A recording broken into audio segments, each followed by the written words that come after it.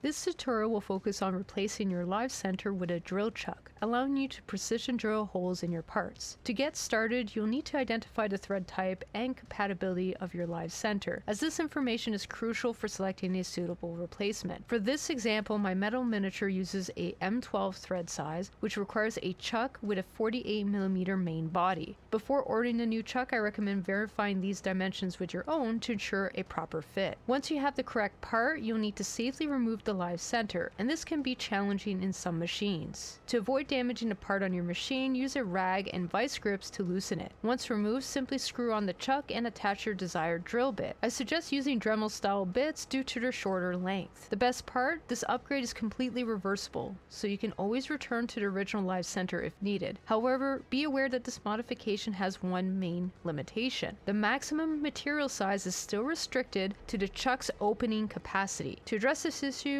I'm working on a follow-up project that will unlock the full utilization of the chuck's dimensions.